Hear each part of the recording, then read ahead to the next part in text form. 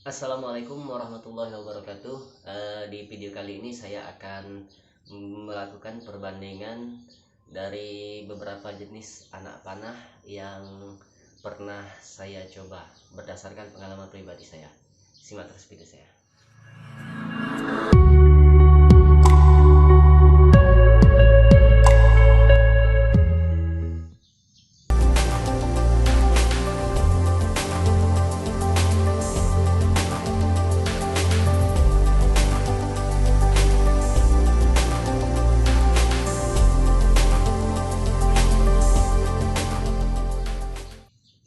Baik, di sini saya memiliki 4 macam jenis arrow atau anak panah yang pernah saya coba.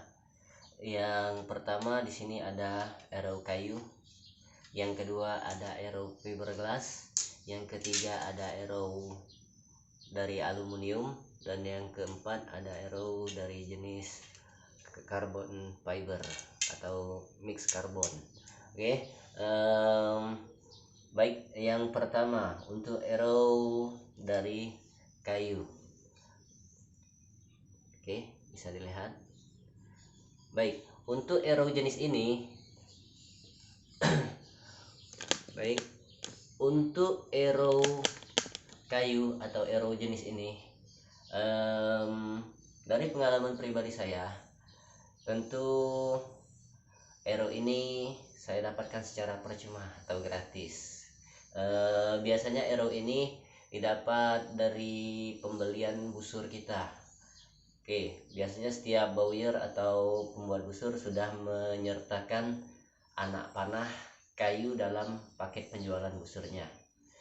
Karakter dari busur kayu ini bermacam-macam tergantung jenis pembuatnya. Tapi yang saya miliki ini termasuk agak bagus ya. Baik, dari kelurusan anak panah ini kira-kira sekitar 80%, karena jenis arrow kayu atau bambu akan mudah melengkung saat terkena panas. Yang kedua, arrow ini ringan, jadi saat kita menembakkan anak panah melajunya sangat cepat dibandingkan dengan arrow lain. Berikutnya, arrow ini ya mudah patah teman-teman ya. Ini ada beberapa arrow kayu yang sudah patah saat saya gunakan. Kenapa patah? Ya macam-macam. Pertama, karena saya bermain anak panah di komplek, jadi ruang saya menembak terbatas, jadi terbentur dinding. Jadi begitu anak panah membentur dinding, hanya beberapa kali tabrakan tergantung kondisi dari busur kita ya. Kalau saya 45 lbs, jadi begitu membentur dinding crack, langsung patah. Oke, jadi terakhir, anak panah ini murah. Oke, bisa dilihat harga-harganya ya. Berikutnya, anak panah fiberglass. Ini ada 2 macam anak panah fiberglass yang saya miliki. Oke, baik, dari harga, anak panah ini tergolong sedikit mahal dibanding dengan anak panah kayu atau bambu. Tingkat kelurusan anak panah ini sangat bagus, lurus. Oke, anak panah fiber ini tergolong paling berat di antara beberapa jenis anak panah yang lain. Jadi saat kita menembakkan anak panah ini, kecenderungan untuk cepat turunnya lebih banyak. Jadi anak panah fiber ini lebih bagus kalau kita gunakan untuk memancing ikan, jadi kan nancap di airnya lebih dalam. Oke, untuk ketahanan anak panah ini sedikit lebih kuat dibanding dengan anak panah kayu atau bambu. Kenapa saya bilang sedikit kuat? Karena begitu saya gunakan saat tidak sengaja membentur dinding, dia masih agak kuat. Tapi lama kelamaan saat walaupun tidak membentur dinding, saat mengenai bantalan target, karena pundits yang terlalu besar, dia terlalu banyak goyang, jadi pecah di bagian tengah seperti ini. Oke, ini juga sudah pecah bagian tengah. Nah, yang ini sudah saya gunakan benang nilon untuk mengelimnya. Oke, jadi ketahanannya sedikit lebih kuat dan harganya sedikit lebih mahal. Berikutnya ada anak panah dari bahan aluminium. Nah, anak panah dari bahan aluminium ini untuk harga sedikit lebih murah, bahkan ada yang lebih murah dari anak panah kayu.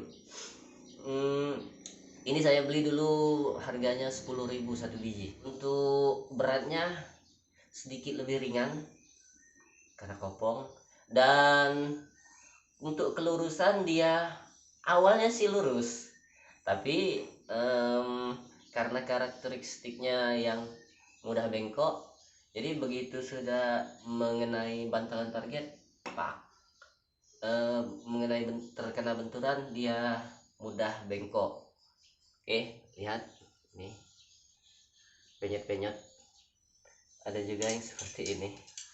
Nah, sudah bengkok, patah. Lama kelamaan bengkok diluruskan, lama kelamaan patah. Oke, untuk kekuatan saya kurang merekomendasikan ya kalau untuk pemula, karena kita pemula pasti akan sering membentur tembok, akan jarang itu membentur bantalan target. Bahkan saat membentur bantalan target pun dia bengkok. Oke, jadi tidak rekomendasi ini untuk pemula. Oke, terakhir berikutnya anak panah dari Carbon Mix. Nah, ini anak panah favorit saya. Oke, dari harga tergolong paling mahal di antara beberapa anak panah yang lain, namun masih sedikit terjangkau. Saya membelinya di harga 30.000 untuk spin 500. Bahkan ada yang harga 28.000 di toko-toko online, tergantung toko yang menjualnya. Karakteristik anak panah ini, dia ringan, kuat, sapnya lurus, dan tentu saja tahan banting. Sering-seringnya kita membentur tembok, anak panah ini membentur tembok, paling-paling yang pecah di bagian ujung. Jadi kalau pecah bagian ujung, tinggal dilepas poinnya seperti ini, dilepas poin, terus kita potong, terus pasang lagi poin, selesai. Ini contoh anak panah yang sudah sering membentur tembok. Jadi lihat, panjangnya sudah berbeda, sudah jauh berbeda ke panjangnya karena sudah sering dipotong. Tapi sangat worth it, walaupun dipotong masih bisa kita pakai terus untuk latihan. Ini saya sangat rekomendasikan untuk pemula.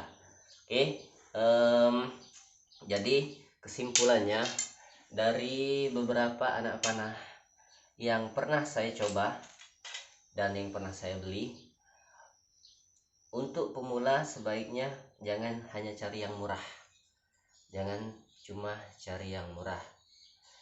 Tidak apa-apa harganya agak mahal sedikit, tapi kita menggunakannya bisa berkali-kali, bahkan awet.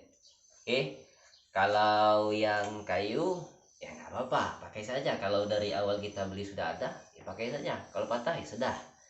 Kalau yang fiberglass sedikit lebih kuat, tapi kalau kita gunakan yang busur yang punditsnya lebih besar, kurang rekomendasi. Tapi kalau punditsnya rendah sekitar 25 lbs, 20 lbs, mungkin masih agak aman ya, karena benturannya agak kurang. Untuk aluminium sudahlah, terbangnya tidak stabil, terus mudah bengkok. Nah, jadi ini anak panah favorit saya, anak panah karbon mix karbon. Kenapa saya pilih yang mix karbon? Karena harganya sedikit agak mahal memang, tapi tidak mahal-mahal amat. Kalau yang lebih mahal lagi ada karbon, yang karbon utuh, karbon semua, bisa sampai 50.000 satu biji. Nah itu kalau kita pemula ya agak sayang-sayang sedikit itu. Kalau ini ya mau nabrak tembok mau berkali-kali kita pakai masih dia kuat. Oke, demikian video dari saya, semoga bermanfaat. Assalamualaikum warahmatullahi wabarakatuh. Salam memanah.